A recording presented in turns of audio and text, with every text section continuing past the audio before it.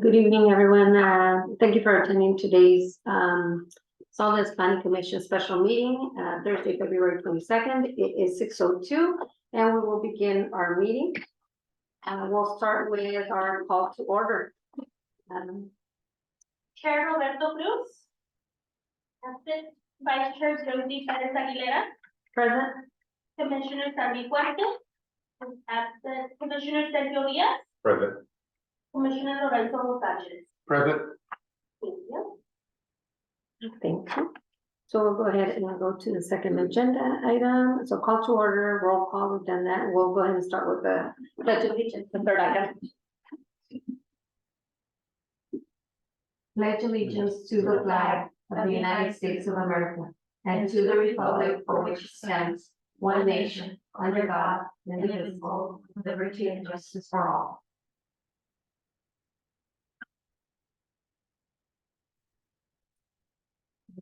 So we'll move on to our fourth agenda item, public comment. First of all, I'd like to thank everyone for attending this meeting. I appreciate your attendance. I will be chairing today's meeting in Roberto Cruz's absence. Do we have any public comment? Okay, so now we'll go ahead and move on. So that item.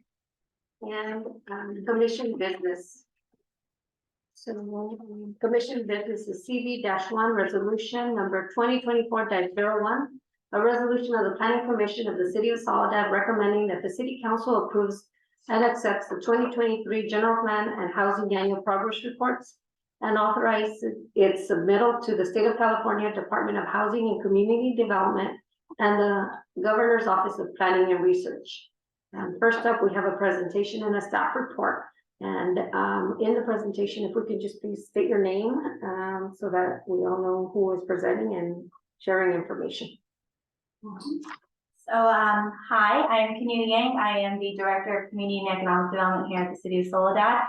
I wanted to also do just a quick introduction. This is my first commission meeting, so it's very great to meet with three commissioners, and I'm very grateful for your guys' time, for you guys being part of our commission here at the city and devoting your time to the city. And I also want to indicate that I started in January, so I'm still getting a little used to the city. I did move from the city of Soledad in the beginning of January, so I accepted the offer, and 2 weeks later I was in Soledad. So, but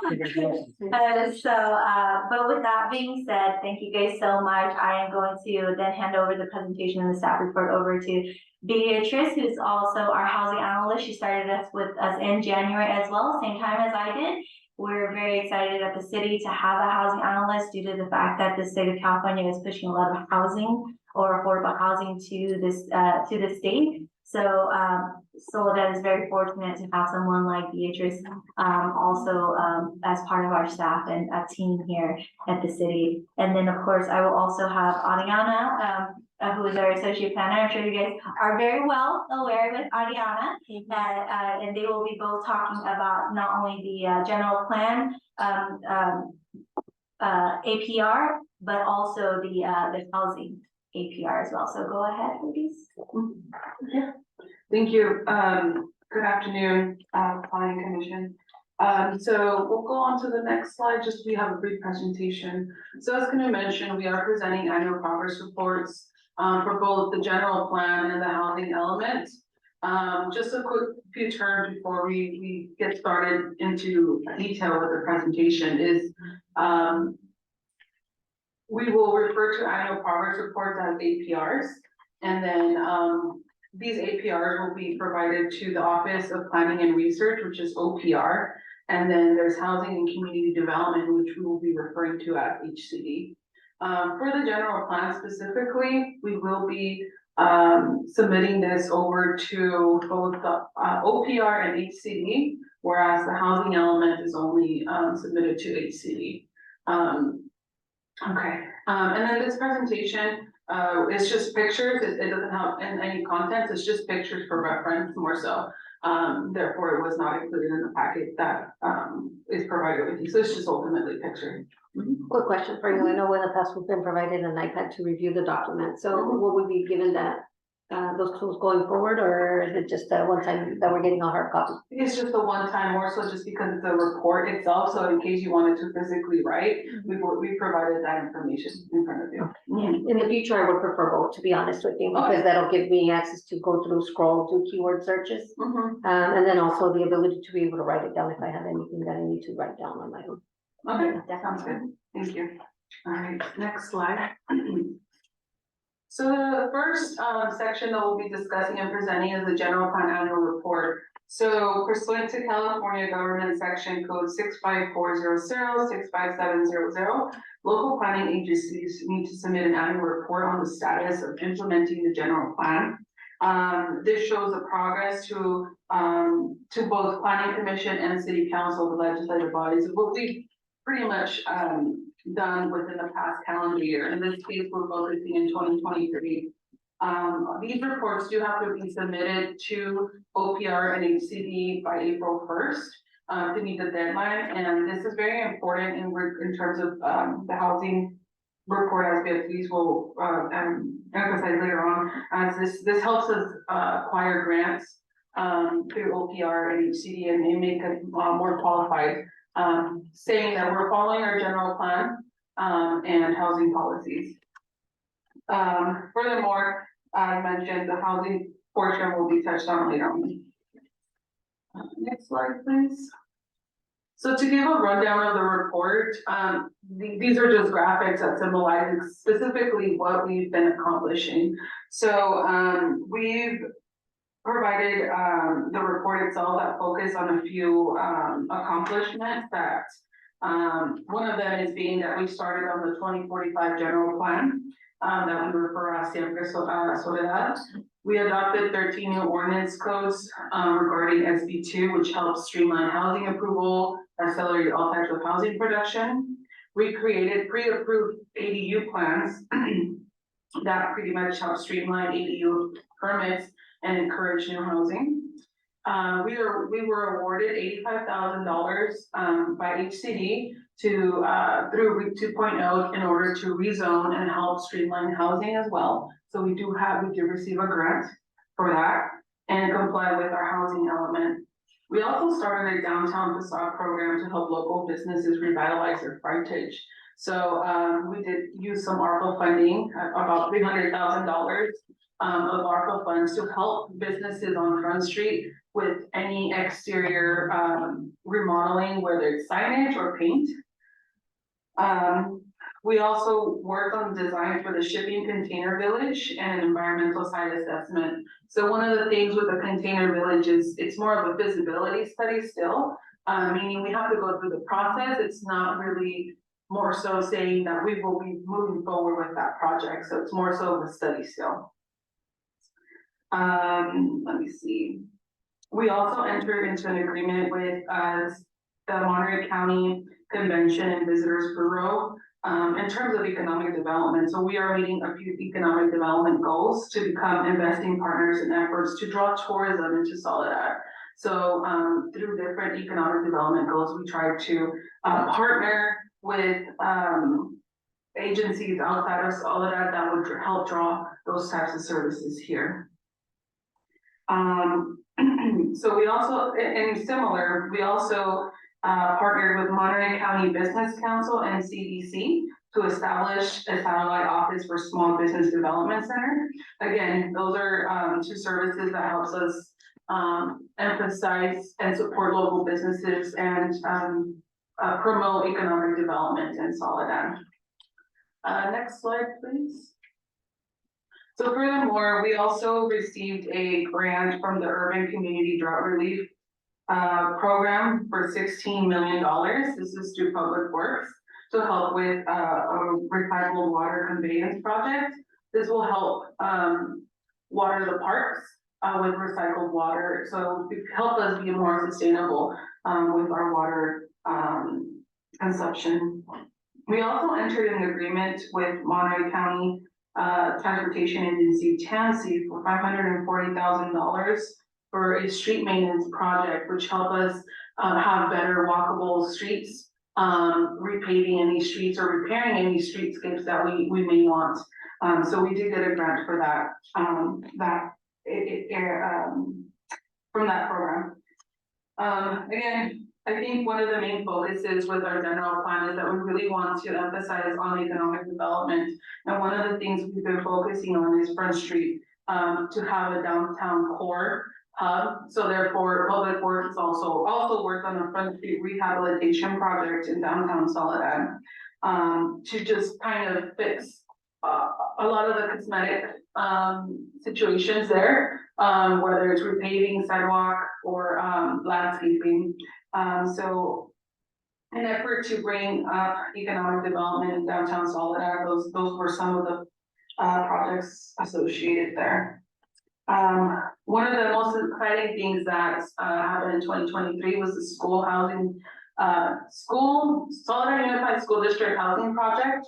It came before Planning Commission for entitlement approval, and in 2023 for architectural design. So that is also moving forward, and the city is finalizing that purchase transfer. So that project should be, building plan should be submitted within the next 60 days, for the city to continue moving forward with that project. Question for you. So I see all of these highlights, but in the future, I would like to see like the projected date that we'll be implementing these projects or completing them, because it just kind of gives us something to look forward to, or something that has already happened, right? Because these are all good projects that have been worked on, and we want to see the progress, and then also what we look forward to. In particular, the teacher housing. I know we have no control over it, but at least we know, we have that information already available, of what they're targeting, so that we know, when the people ask us in town, hey, when is this gonna be completed? It's not just talked about that it's in the works, but hey, we're targeting end of year 2024, 2025, and we can have a conversation with a lot of substance in it. Yeah, what we can do is provide, so we also provide annual monthly activity reports where those projects can be provided upon every planning commission meeting. So I think that's something feasible. Yeah, that would be great. Another thing that the city worked on and is starting, is the Parks and Rec Master Plan, which is something similar, like the general plan, but this focuses more on the parks and recreational system. So it's something actively going. I presume that will be coming to planning commission before it goes to city council for adoption for review as well. So, we have been working on that in 2023. Again, one of the most exciting things regarding recreation is the opening of Orchard Lane Park in 2023 due to the funding provided by Prop 68. So that was a big accomplishment for our recreational division in Soledad. A few more items include the Dixie Street Water and Sewer Replacement Improvement Project.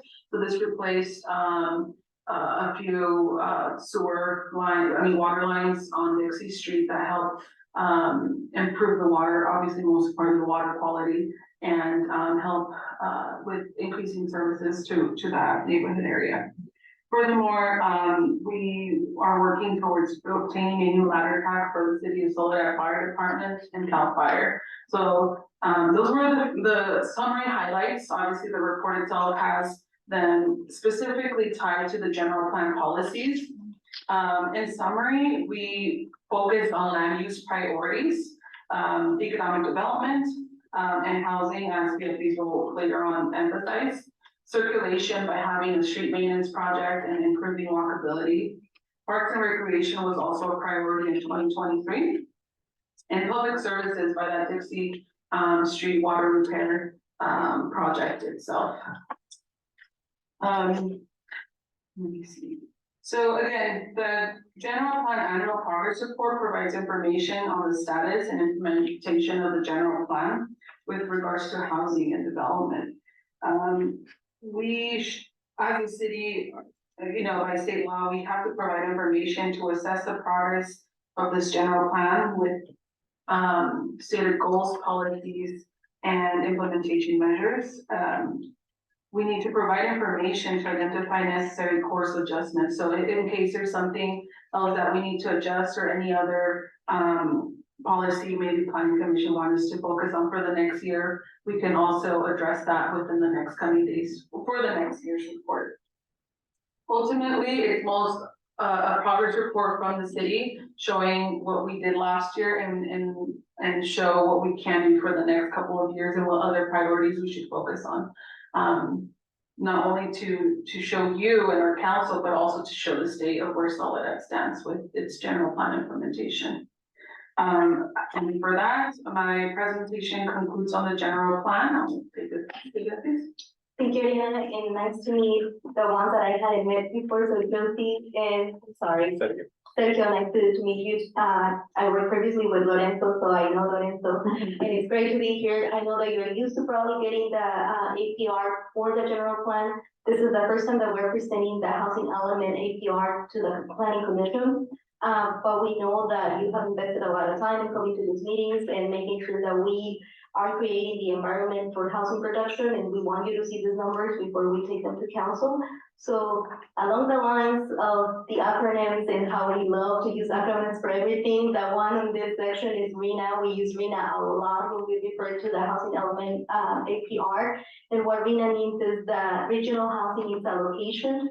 This is an allocation that the state will assign to the county, and then the county will divide among the different cities within its jurisdiction. Every cycle, every RHNA cycle, we are assigned a number of units that we need to produce, and we also get a breakdown of what type of units they need to be, whether it is very low income, low, moderate, or above moderate.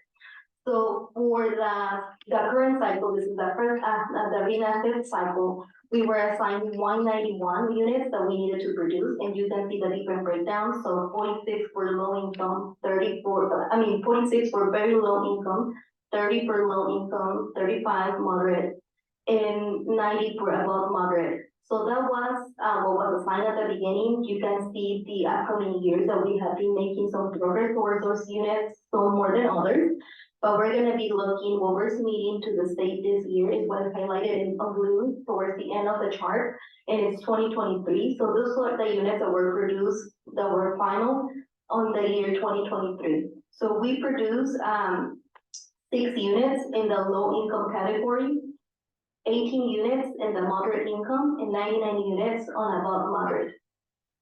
So that's a total of 123 for this year. And the total units that we have built through this cycle is 729. That's since we started back in 2015. We haven't met all of our goals by income category, but we're making progress towards that. If we can look at the next slide, Andrea.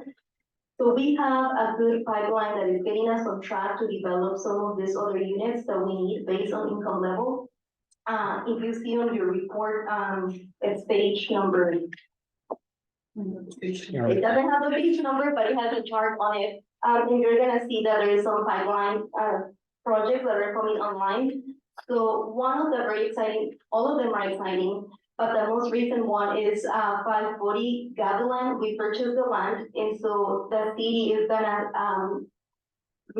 send a request for proposals so that we can have a developer build the units. We have a lot more control on the type of income that we're gonna request the developer to build the units for. So that's an exciting project. We have 7 total projects in the pipeline that we expect to produce units in the next 3 years. So with these 7 projects, we expect to have another 902 units in the next 3 years.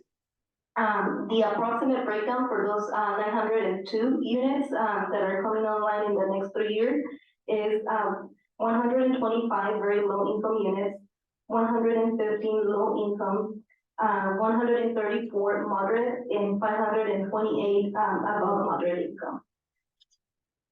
So I have a question. Sure. So these are obviously above and beyond what our RHNA allocation. Our RHNA allocations are, they look great. They look great. How are we gonna keep progress on this? Are we going to get an update on a monthly basis on what our target is versus what we are, what progress we're making? And I'm not saying that it has to be on a monthly basis, we're making progress, 1 house a month per income level. I'm not asking for that, that's unrealistic. But I'm asking for a tracking tool that will show us that we're projecting this and where we're at and whether we're on target or not. Because if I'm looking back at the 2015, 2023, I'm looking at the numbers, obviously, for very low, moderate, I didn't see any traction at all from 2015 to 2020. okay, not sure what happened there. But then I look at 2022 and 2023, and we had a steep decline in 49% in those RENA numbers as well. So, like I said, I don't like it, I don't understand what happened. But how do we project and then hold accountable and make sure that we are providing these progressive updates? It's gonna be something similar to what Ariana was mentioning, maybe we can do a quarterly project in the pipeline update where no action is requested, it's more an informational presentation for you so that you know where we are with this project, because it's gonna be different from project to project. Sometimes we might be able to do photo production, and sometimes we might be bringing one of those projects to you for advance in the next phase that they're in, because some of these are in earlier in phases than others. So maybe it's a good idea to do a quarterly project in the pipeline. And then if there's any particular project that needs its own specific direction, then we'll set it aside. Yeah, and I think that just gives us an idea of where we're at. And again, as we're having conversations with the community, we have some substance behind those conversations that we can share. Then if necessary, elevate where we need to. Because like I said, don't understand what happened to 2015 to 2020. Was it here? But again, like I said, 2022 and 2023, steep decline, 49% is unacceptable. So a lot of things we have no control over, but if we can share that information, then at least people will know, understand where we're at. And not meeting and achieving those goals. Yeah. Yeah, and one of the things that I see in this, I like the numbers. The numbers look really good, like you're saying, Josie. But now we have the property. We have the location, we have the sites. So there's justification for these high numbers. What happened before with the 2015 through 2021 or 2020, I think there was just a lack of resources in the properties. So I like seeing the momentum. I agree that we should have some type of a quarterly update or some just progress report. Because we do get asked, hey, you're with the city of Soledad, you're the planning commission, what's going on with this?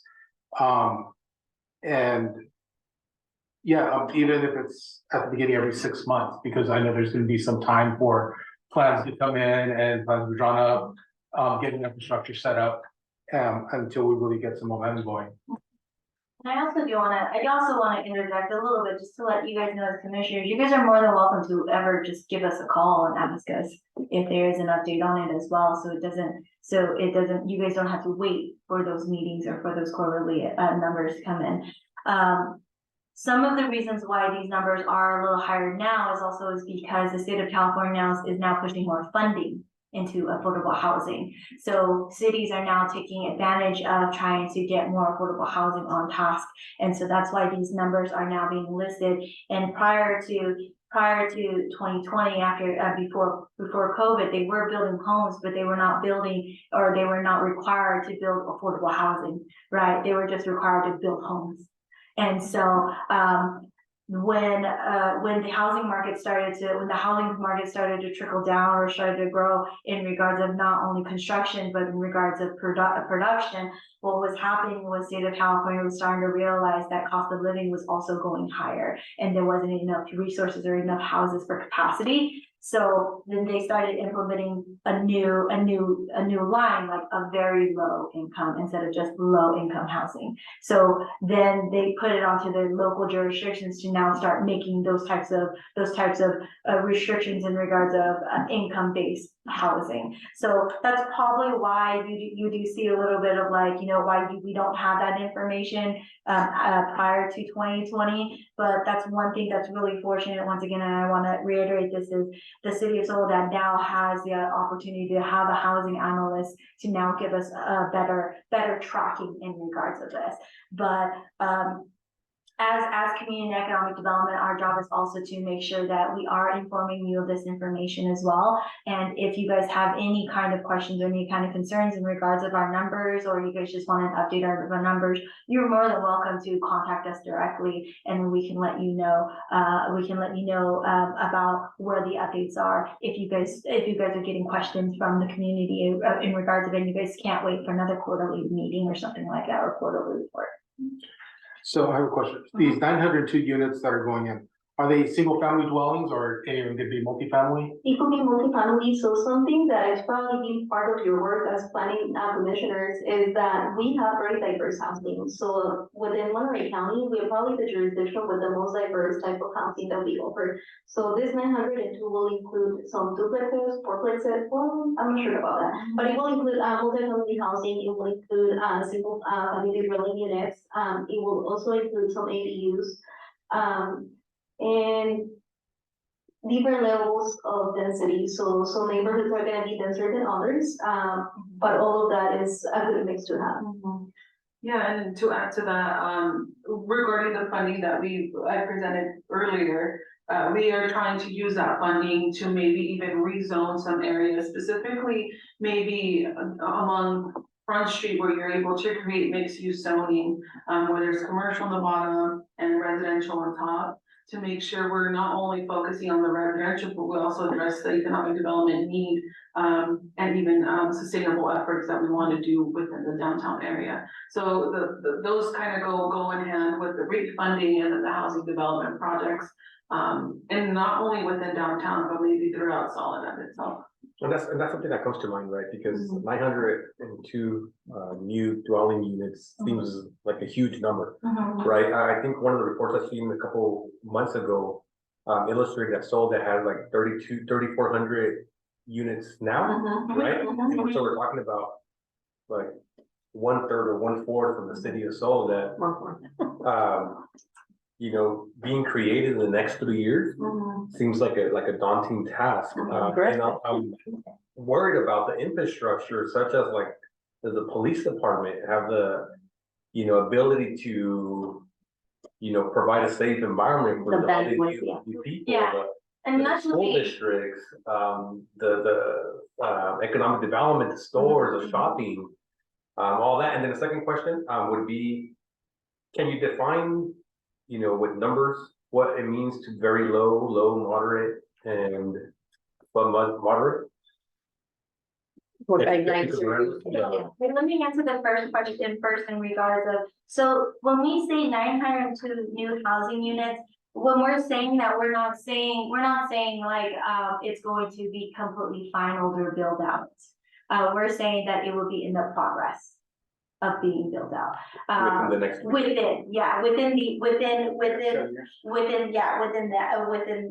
the next 3 years. It is possible for when we talk about the annual progress report, we're talking about the amount of housing that will be coming to the city or that is in the pipeline or in the process. So when we're talking about the affordable housing pipeline, we're talking about those units possibly coming online within that area, but that doesn't necessarily mean that they will be final in regards to building wise, so that is a possibility. You are correct, 902 units is very daunting in regards of it being 1/4 of a lot of our housing, but I think that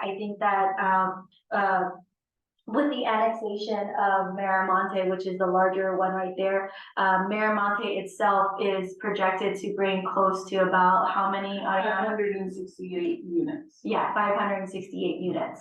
And that's a large annexation for City of Soledad for it being about 600 acres. So it's like the size of the dollar. Basically, yes. Well, I would like to clarify that Miramonte is expected to bring around 2,600 units. But for the next 3 years, we're counting it in 2 phases. So phase 1 and phase 2 will have a total of 568 units. So more to come. More to come, yes. So one of the things is that, as Beatriz has mentioned, is the RENA. We have to plan for the next, is it 6 years? 8 years. So how feasible is it to do 600 units versus the 568 units? So we're only counting 568 because within those 8 years, we can just logically say those units will be made. And I'm curious to see, within those 568, how many of the very low, the low income, would be part of those, and I'm not saying they need to be completed, but I would like to see what the forecast is within the first phase, how many we're projecting to initiate or to start the build, and what part, you know what I mean, of the implementation of the overall, the 568, because if you're telling me we're doing 568, but then these are not gonna get initiated, at the beginning of the total of the first phase or second phase, and we're just kind of brushing it under the rug. That's where I'm curious about, how do we keep track of this so that we are very aware that they're being made, because again, I don't wanna see, you know, black lots like I do in these other areas. I get it. We had the pandemic in between, so there wasn't a lot of building. I get that there's a lot of things we have no control over, but right now, what can we do and what can we project? Yeah, and for the affordable units, they need to be built, and this will be brought up to your attention that you will have to approve the plans, planning commissioners. But they need to be built at the same time that market rate houses are being built. So for the first, two phases, I do have the numbers of what's projected, to be built in the different, income categories. So for very low, 50 units, for low 50 units, moderate 76, and above moderate 381. And I'm happy to share this document with you later. Yeah, that would be nice. See, that's where I would be like, okay, this is more realistic, what you're providing, right, and when it's gonna get, it's projected. And to Sergio's, I'm sorry, go ahead. To Sergio's question, I found out that, the income levels, this change every year, so the state will give us a new, or will give the county a new, area median income, and then we use, our region economic information to come up with our number for the county. But, I'm gonna give you an example, maybe for a family of 4, this will depend on the family size, but for example, for a family of 4, very low income, and it's a household that is making in this year, 2023 to June 2024, $600,000. For somebody, for a family of 4, to be considered low income, they can make up to 96,000. For a family of 4 to be considered moderate, they cannot exceed $120,000. So just to repeat, very low is 96, or is that low? No, very low is 60,000. 60,000, okay, Low is 93,000. I'm sorry, 96. 96,000. Okay. Moderate is 120. Mhm. So again, so let's say a family of 4, you know, their family makes 60K or less, and they qualify for the very low, homes. How much does the house cost? That's another question, and it gets a little bit technical, because it will depend on the size of the unit, and it will also depend on the market at that time. So we will have to see what is the rate, the market rate value, and then house, the unit size, and then their income, and then we will come up with that number. But those numbers are very specific for each project. So each development is gonna have its own rates per unit. And when the time comes, like right now, we're gonna be doing workshops for las viviendas affordable units. How do people apply for that? How do people meet the requirements? So when we start having this type of development, we will be responsible of educating the public on how to be eligible for those units. Can you what's give an required. example of like something that recently, like something that was sold Mhm. as a very low, like in 2022, there was 4 units sold compared to like So those units that were sold were low income, and for example, I can give you an example of that. That was a household within the low income bracket. So the family made around $80,000. They bought a 3-bedroom, and it was $360,000. And it's part of the. But this is for a duplex. This is a duplex, so it will be different if it's a single family dwelling unit. So that varies. It's hard to provide an overview of everything because it's very specific to each family and to each unit. But as we get closer to that process, we can always provide more education to the public. I guess I'm thinking about like a year ago or 2 years ago now, the Liberty Court, development came through this commission. And they got bonuses, right, to add additional homes where, were, you know, they were jam packing all these houses, right? And they were gonna offer a few homes that were affordable. So when compared to a home in Liberty Court that's being sold at regular rate, how much were the other houses being sold that got the bonuses for? I don't have the information for that. Yeah, and unfortunately, like I said, Beatrice and I started in Yeah. January, so that predates us. But I think that when it comes to homes like this, yes, they probably were given incentives in regards of that, but I believe the city has now we have adopted an inclusionary housing or ordinance as part of our zoning ordinance, so they do have to provide at least 20% of that subdivision to be considered affordable housing. And so that is Without asking for additional, like, for incentives for Right. developers. Yeah. It's a requirement for them to meet that. Yeah, so I think what you were referring to is that project itself got a density bonus, yes. to go from 19 to 27 units. It really depends the type of density bonus you're gathering, but now we did update through SB2, which we updated last year. There is a special, requirement for affordable, housing. But during that time, the density bonus did not address affordable housing. So sometimes when a project, and the good example I can bring is the school housing project. So their initial density was 16 units per acre, and it did not allow them to create the 20 units they wanted. So they asked for the density bonus to go up to 22, but they're only building 20.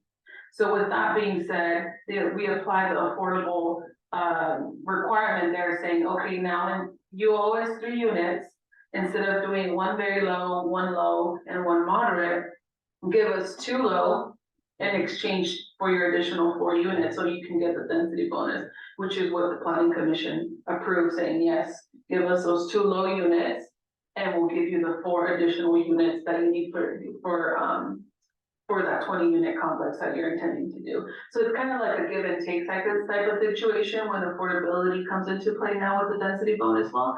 But for Liberty Court, that was not applied at that time. And then they have to stay within that inclusionary housing for 8 years? For with the density bonus law? Yeah. No, once the density bonus laws apply, I believe they have to stay within 45 years. Oh, 45 years? Mhm. Okay. It's, yeah. Yeah.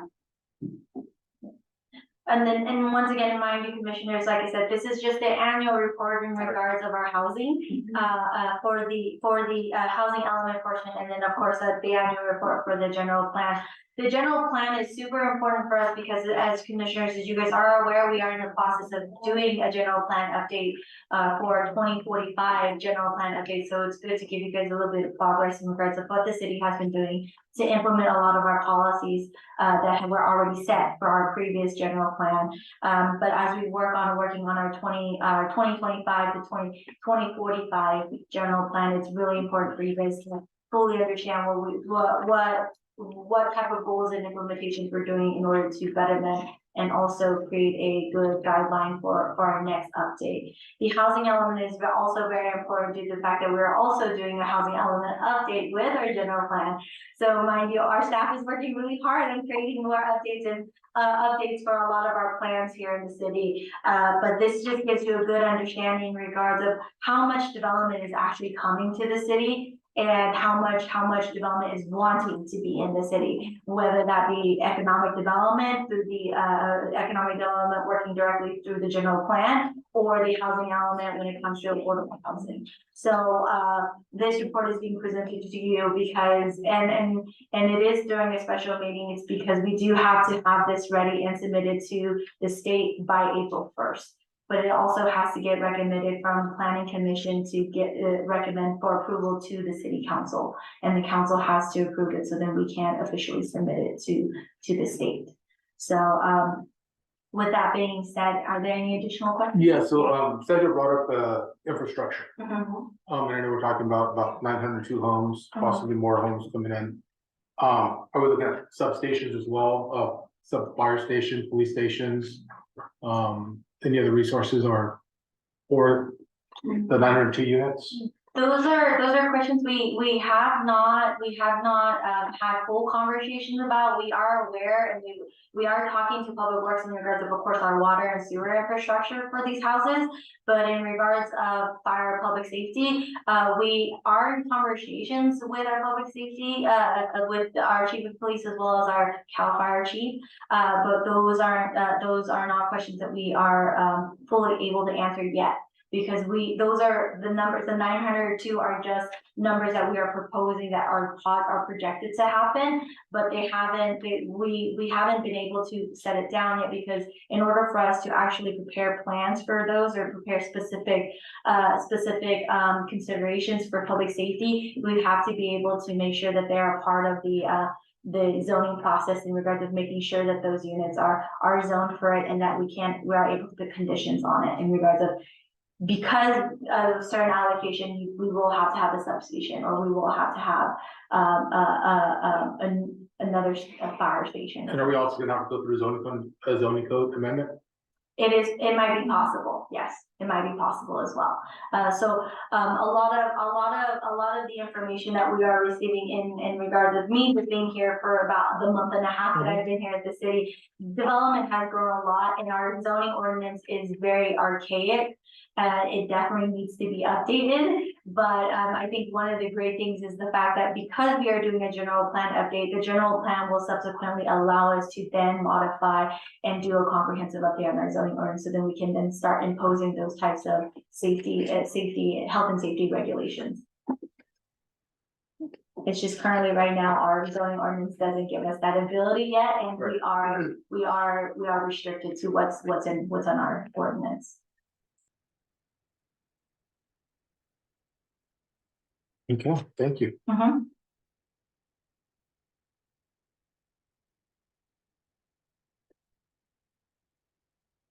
Are there any other questions or comments?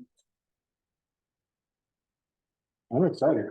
With the numbers that you provided, you also included the ADUs. Yes. How do you project that? Like, how do you project that, the city's gonna get 20 ADUs in the next year? Like applicants? So we did not project that for independent single family households. We are projecting for some of the projects that part of the proposal is to include ADUs within their development. So Miramonte, one of their proposals is that they're gonna have a single family dwelling unit, and they're also planning to have an ADU. So those are the ones that we can account for in the projections. If anybody else, a homeowner wants to add an ADU, we don't project for those. So I do have a comment.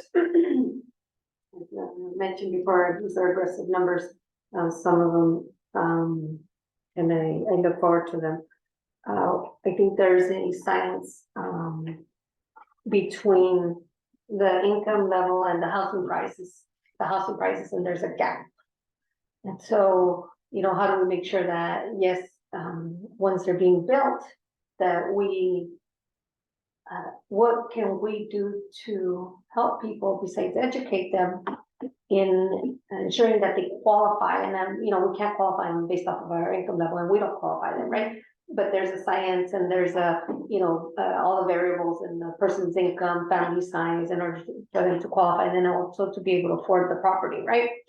How do we make sure that we do target our residents? And it's something I think that you would want to do since now, right? In Yeah. preparation for this. And Yeah. now when these houses are gonna be potentially developed in the next 5 years, be ready. And this is what you need to do for a down payment or so. And it's definitely housing, it's a complex issue, we need to have multiple strategies to make sure that we get people in the right track to be homeowners or to move on to the next step. Part of the housing element, you don't see that in this housing element, but hopefully I'm a good addition to the team and I can bring some of these things forward, but there's another table that reports on programs and services. So in addition to the units, we can also report on what programs we're building, what services we're adding. And like you mentioned, like there is properties in this area are expensive. And even for an affordable unit, sometimes we monitor that they don't exceed a certain amount of income. that they don't exceed the 120% AMI, but they still need to qualify for a loan from a bank. But maybe we can have programs in between that can reach that gap and start educating people on how to save for those projects. That's another piece that we can report on the housing element. We don't have it right now because we don't have as many sources of funding as other jurisdictions, larger jurisdictions, but part of my goal is to start bringing some of that funding, and so that we can create some of those programs that can hopefully bridge some of those gaps. Absolutely, and if you look at the demographics, and these are the individuals that won't know about those programs, understand them, what they need to do, how to prepare for them, so that when these houses are available, that they meet all of the requirements, and they're fully prepared to do so and take on home ownership. And I think that's where I'm concerned is, you know, we have our residents here, been here for a long time, family members, don't know about these programs, and we have some people who wanna come into town because all of a sudden they have, you know, all of these affordable homes. So I don't wanna be with the same problem within our residents here, our lifelong residents and their families, and building homes for people to come and live in our town, and we still haven't addressed our own, you know, residents and provided the resources that they need in order to qualify for this. So that's where my concern is coming from. Yes, and I think that's gonna be a big focus of the upcoming years. Not only the production is great, it's awesome that we have where to build housing. Some jurisdictions don't have that. So it's awesome that we have the land to expand and meet that need. But we also need to have the services and the program for our residents to take advantage of the fact that we do have the land available. Absolutely. No, I know in one of our previous meetings, we had somebody who was in our audience who came down, who was a father from Pacific Grove, who said, hey, you know, affordable housing and even Soledad was ideal for his kids to move in, adult children. And great, I'm glad that, you know, we can provide that type of housing. However, I think we need to consider our residents, our demographics first, before we, you know, do an outreach to others. So it's my understanding with the condos that were built, that it's taken a while for them to be sold. Even though some of them address the low income. What do you guys think happened, or why aren't they being sold if they're there? I think it's a big part of the education. How do people get ready to purchase those units? And like I said, I think there was this misperception that anybody with a very low income will be able to access these houses, but we cannot do that if a bank is not able to provide a loan for those families. Like, we will regulate that they don't exceed the maximum income, but they still need to be eligible, or that way that people save their money. Like, sometimes they don't have it on a trackable, like an account that can be traced. So all of those things come down to education and being proactive about educating our residents on how to be ready for those opportunities. So we're gonna be having, maybe I'm getting a slightly off topic, but we're gonna be having workshops for those units. One of them is gonna be on Monday, this Monday, the 26th. 5:30, the community center. That one is gonna be presented in Spanish, so the loan officer is gonna provide all the information in Spanish, and we're gonna have English interpretation. And then we're gonna have another one March 11th. That one is gonna be in English for the Spanish interpretation. So we wanna be more proactive as to how we provide this information to people, and that they also feel comfortable asking those questions when the information is being presented. So my goal is to make that information more available. And also, if you have any feedback, or if you have any ideas of how we can improve, I'm happy to sit down with you and hear those ideas. Great ideas, and I appreciate the translation for community members and attendees. Thank you. All right, sorry, we don't mean to take risks, we're just very passionate about it. For sure, I mean, housing is a huge issue, especially in the state of California, especially in this jurisdiction. I don't want to keep bringing this up, but I've never lived in Monterey County. This is my first time I've ever lived outside of the Central Valley, because I actually am from the Central Valley, where we have flats and there's land galore there in regards of cost of living. It's much lower, you know, and so I completely understand. And moving there to Monterey County and seeing the housing boom that Soledad is having, and you know, I was talking to Beatrice also, you know, we are looking looking, I mean, with this, with me being here at the helm, I'm gonna start having Beatrice look into more programs, because when I was at my other jurisdiction in the city of Avenal, we applied for first-time homebuyer grants, and those grants actually was from the state HCDs, so the CDBG funds, and what we did was we helped affordable or low-income family put down payments on their new home. And so that gave us the ability to do that. And because we're also, because City of Avenal is very similar to Soledad, it has a prison. It also is 87% Hispanic Latino. I have You that, know, actually. oh, yeah, and they were also in the housing boom as well. We were right before I left, I signed a tract map to build 120 new homes there. Mhm. So, and those were all, and we didn't have an inclusionary, but because the city of Avenal is already disadvantaged, all the homes were gonna be low affordable income housing anyways. But even though they were low and affordable income housing, I completely agree with you. Some people still can't afford that down payment, Mhm. you know? And so what we did at the City of Avenal is we started looking at other programs and other resources or funding, since California was still pushing out more money for affordable housing. We then look at alternatives like the CDBG grants or any kind of Cal Home grants that were gonna help with first time buyer, a home buyer,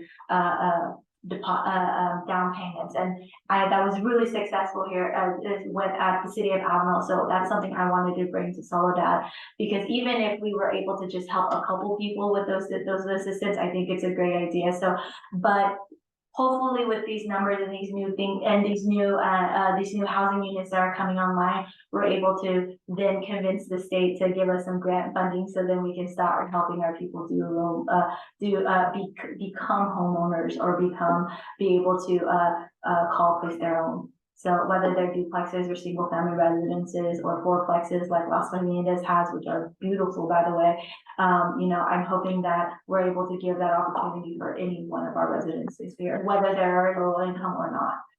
And we want to be able to allow them to be a first time home buyer either way. I think Absolutely. a variable that kind of hasn't been discussed today is interest rates, right?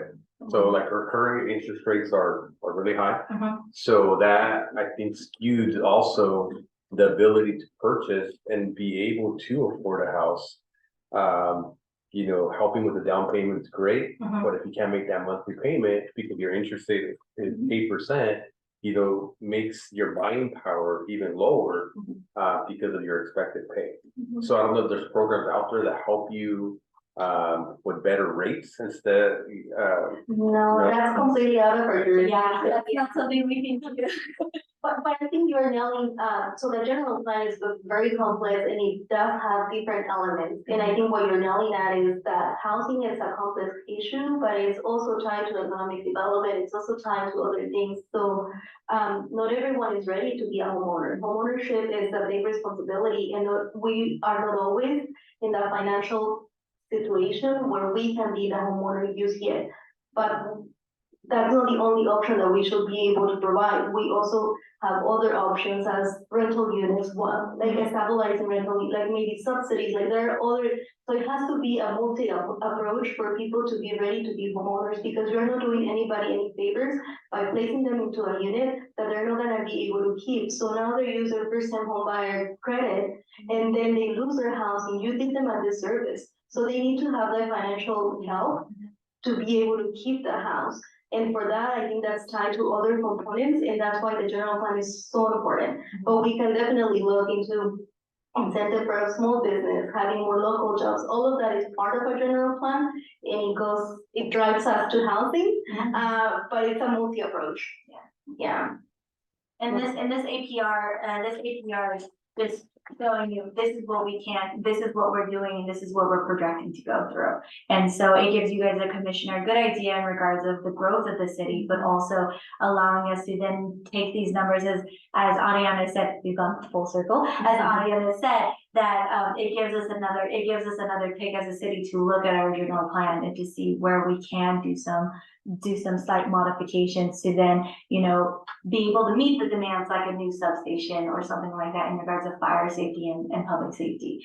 You know, those are what these numbers are gonna tell us, and those are what, these annual progress reports are gonna give us a better understanding of, because the general plan is planned at the first year of the 20-year, right? So you won't know 20 years from now that, oh, I need to modify this, and that's what these annual progress reports are. These annual progress reports now gives the city a mechanism to be like, hey, we're growing at massive rates in regard to the city sold at. Does that mean we need more land that we need to annex from the county? Does that mean that we need to bring in more economic development to sustain more of those residences that are there and the housing? So everything goes hand in hand. So this annual progress report that we are presenting to you is not only on 2023, but it's also 2023, but it's also on our general plan itself. It gives you guys a good progress of where we are and how much the city has done within the last year, but also helps us build our next update to our general plan as well. Absolutely, and we also have to take into consideration that, you know, we're projecting our housing within the next 3 years, but we also, those houses are, you know, have a family, 2 children per household, if, you know, that's at a minimum, right? Are we prepared? Do we have the capacity at the schools? Or do we need to start working with the school district? And I think that's part of our role, right? But do they need to start thinking about the new schools or, you know, all of this housing as well? And there is, yeah, that's already part of the infrastructure, and there was an approved schooling or what have you. But again, everybody needs, so the more targeted our projections are for economic development, everything, the general plan, the tighter it is, the more likely we'll be able to achieve our overall goals. And improve the health of our community in general. Yeah, so this is, and like I said, going back to the APR, that's exactly what it is. It gives you guys a commissioner to understand what the long range might be and what's coming down. So then when we bring back to you the general plan information in regards of our update for the 2025 to 2045, you guys can then rely on some of these annual progress reports and indicate to us, well, maybe we should focus more on creating policies that's going to help more with more affordable housing, or create policies in regards of economic development to bring more maintaining and retaining small businesses for workforce development or something like that. So these APR gives us a good understanding of what long range planning we're going to need to do for the city. So as commissioners, we highly utilize you guys as your approval and your recommendation to then continue to move forward to make sure that we're progressing as per our general plan is, and as per any kind of updates to the city growth. So, I used to work for the city 20 years ago. Don't date yourself. It was 2 years ago. No, it's okay. And when I was here, we always talked about building homes. And I'm finally glad to see that it's finally coming to fruition. 20 years later, but it's happening. We know you were like 10 years old. Yeah, I was 10 years old. So I'm really excited about these homes coming in. And to Sergio's point, there's like these other homes that we built and there's a vacant.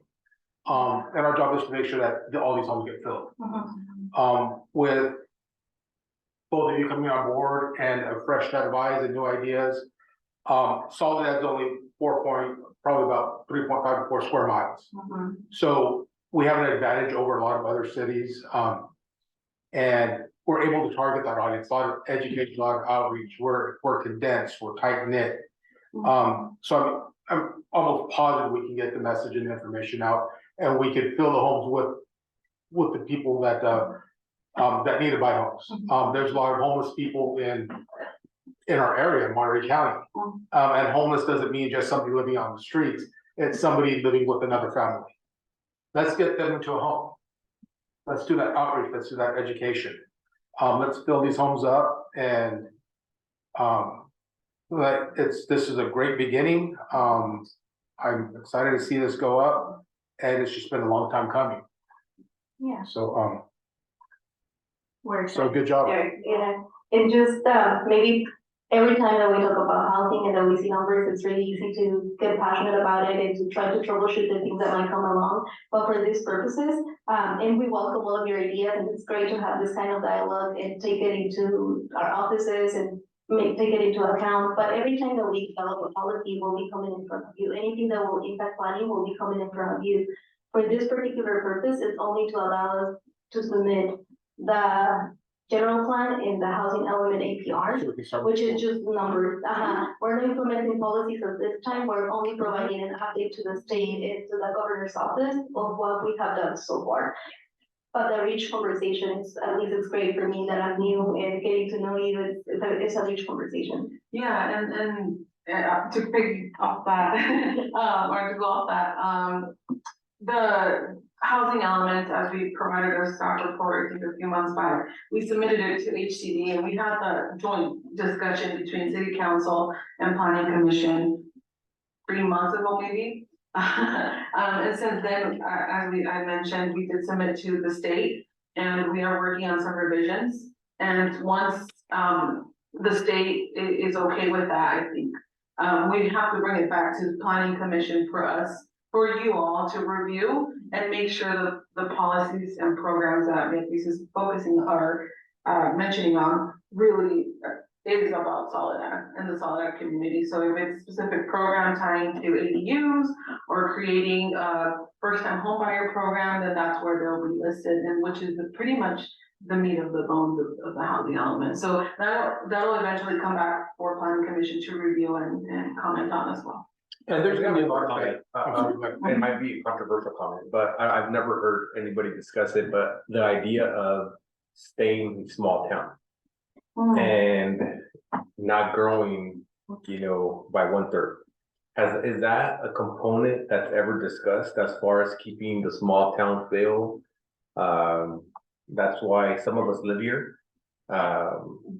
Is that an element that's ever considered? No, so that is actually something we are looking and implementing within our general plan, this coming up general plan. We wanna still keep the small town feel, but still have big ideas in regards to the city Soledad. So, I'm glad you brought that up because we're actually in the process of doing a survey for our vision statement.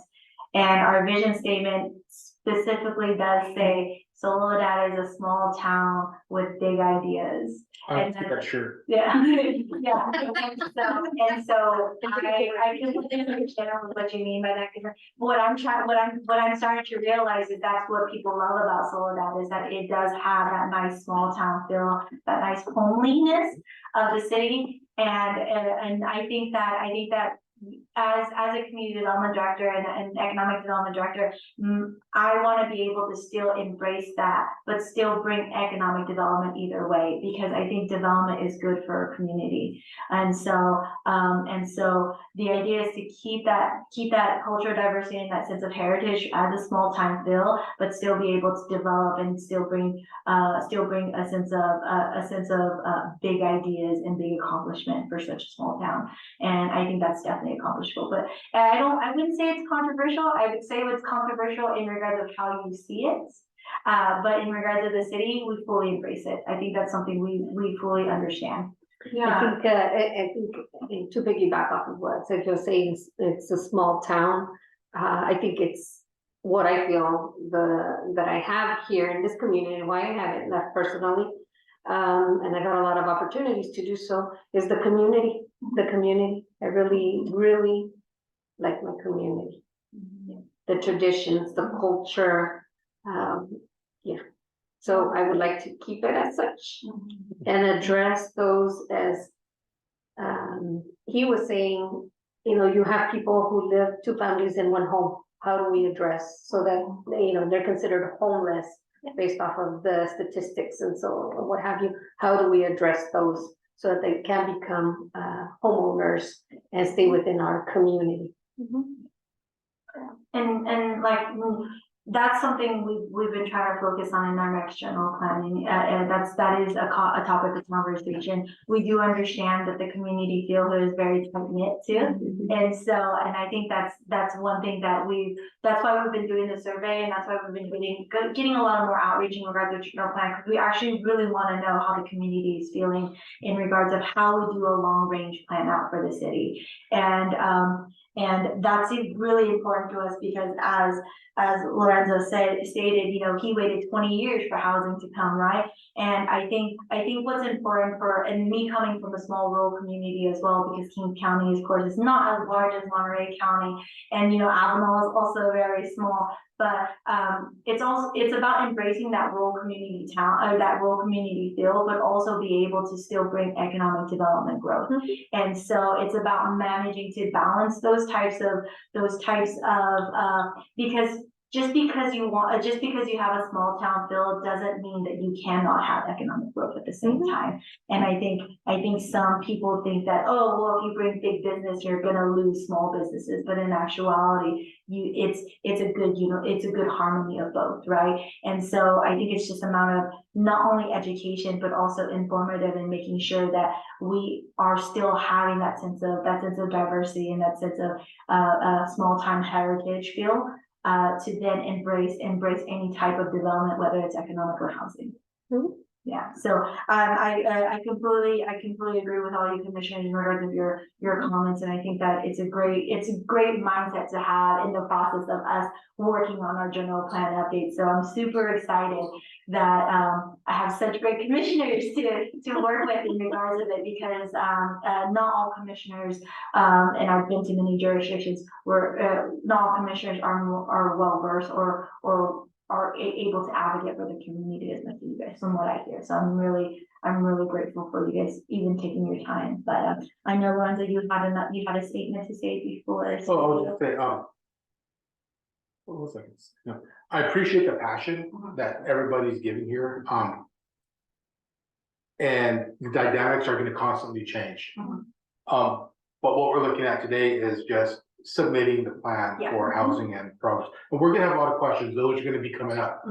But I think we really need to get the ball rolling so that we can have these discussions. And but great passion, and I want to see this enthusiasm continue as we move forward.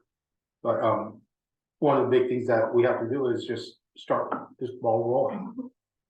And it is gonna be voting on whether we want to submit this to the state or. Yeah. But great conversation, great passion, great dynamic, everybody's just doing a great job. And I think as long as we continue to do this, we have to grow because we have a high population in our city. We need to provide housing. And then all the rest of the infrastructure is gonna come in. Unfortunately, the finances are out of our realm. We can't control interest rates. We can't control any of that, but the education, the outreach, maybe partnering later on with Hartnell, see if they can offer first-time homeowners classes and help educate and prepare everybody, since now that we have the campus here. But there's a lot of things that we can do, and that's further down the pipeline.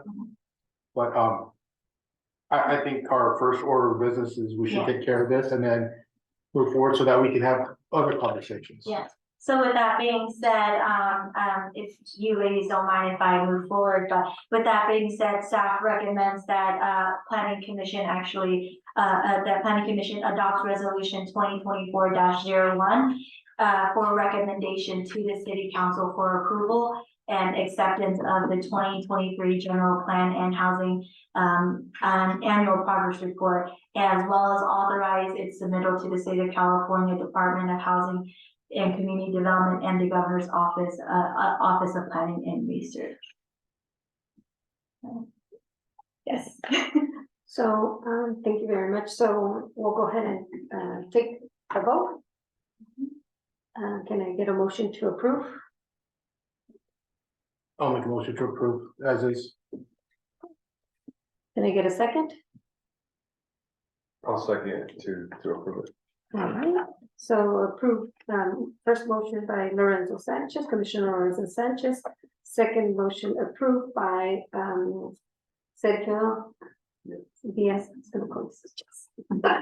Sergio Sanchez, Sergio Diaz, I'm so sorry, he is a Sanchez, so that's why I remember his son, so I apologize for that. But it is Sergio Diaz, planning commissioner. Do we have any, all in favor? Aye. Aye. So we have 3 ayes, planning commissioner Lorenzo Sanchez, planning commissioner Josefina Perez Aguilera, and planning commissioner Sergio Diaz. And any noes? Nope.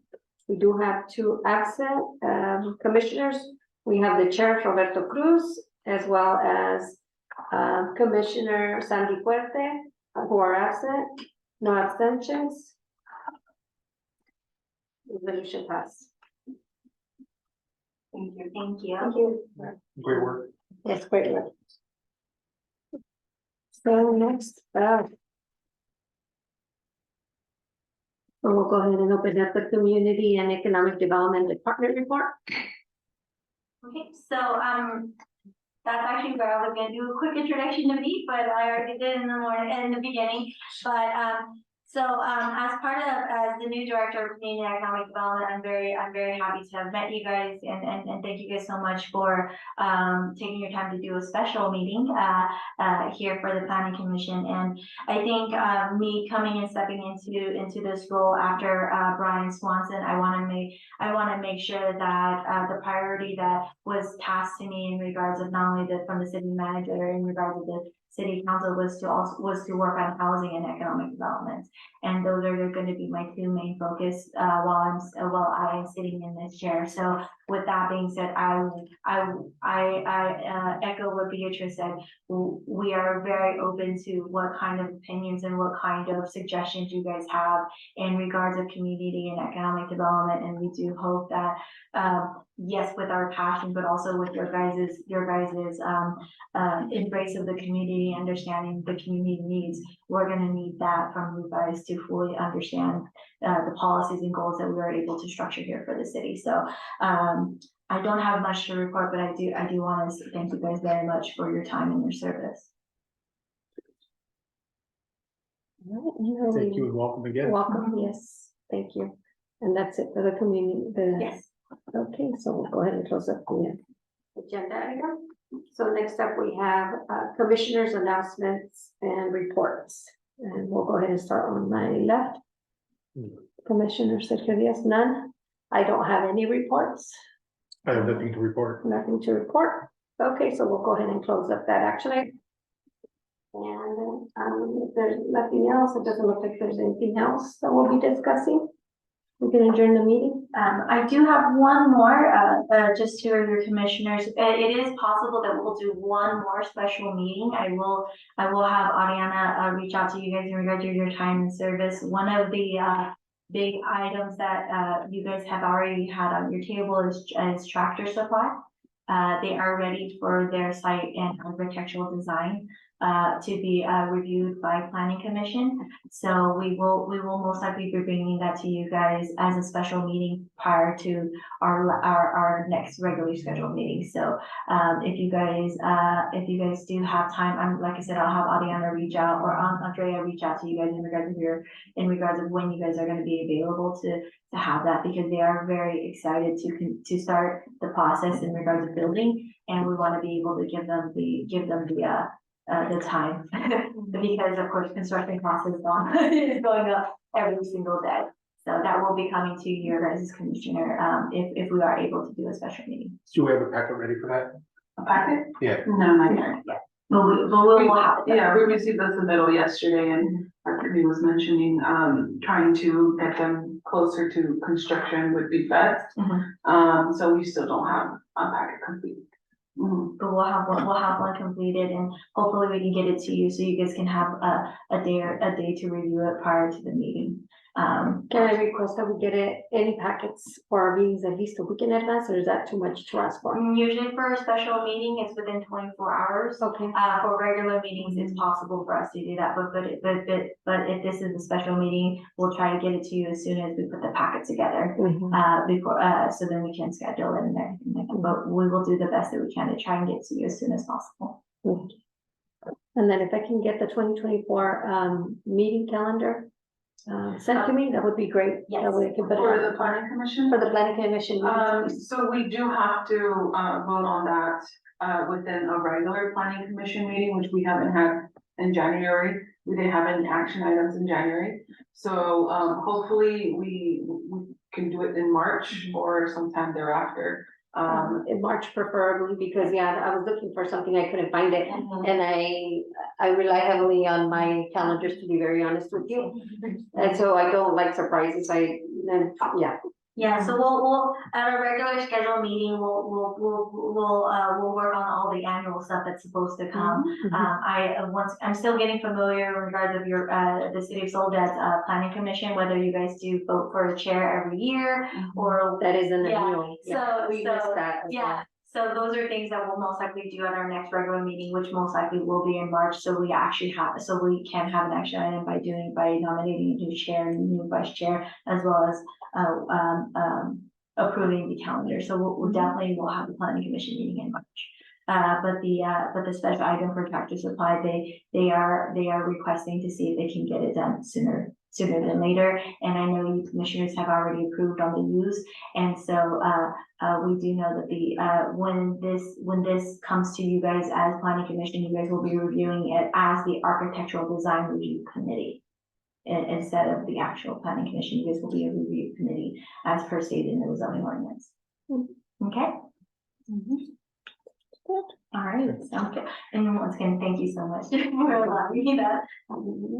Just one more thing in the, Sergio, did you want to comment No, I'll keep it to for comment for the regular meeting. for the regular meeting? Okay, got it.